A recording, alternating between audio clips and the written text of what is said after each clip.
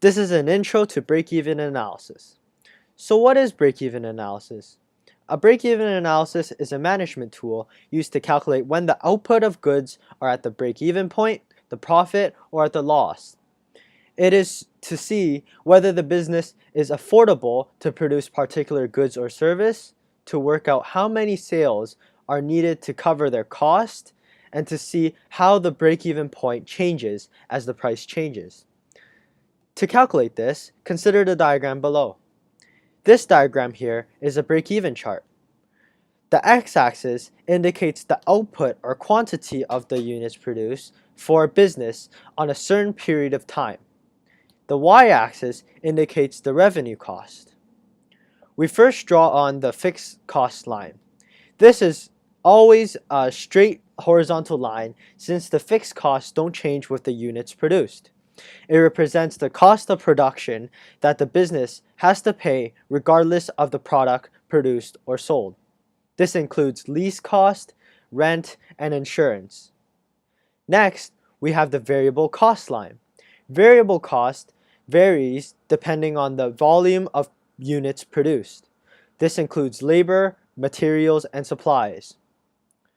Total cost line is the sum of fixed cost and variable cost. We see that the total cost starts at the fixed cost margin and is parallel to the variable cost line. Total revenue line represents the earnings of the business from the sales of goods or services. This is calculated by the product of price and quantity of the product sold. So when zero quantity is sold, there is zero revenue. Where the total revenue and the total cost meet is the break-even point. This is the point where no profit or loss has been made. The x value shows the break-even quantity and the y value shows the break-even revenue. Anything below the break-even point, where the total cost is greater than the total revenue, is a loss. And anything above, where the total revenue is greater than the total cost, is a profit.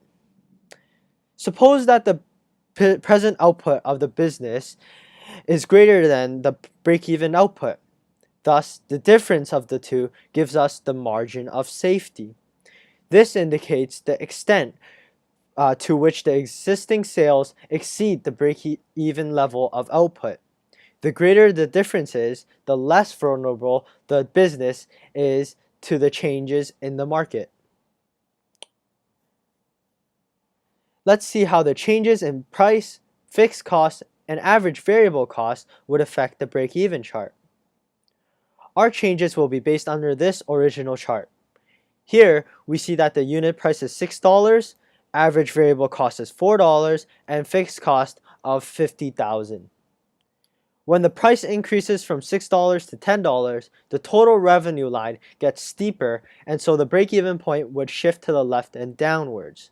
Thus, the break-even quantity and the break-even revenue decreases while the total variable cost and fixed cost stays the same.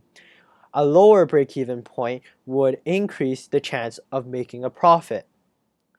When the fixed cost increases from $50,000 to $75,000, the fixed cost line and the total cost line would shift upwards. This leads to having a higher break-even point, which means that the business needs more volumes of quantities sold in order to break even, making it more vulnerable for a business to have a loss.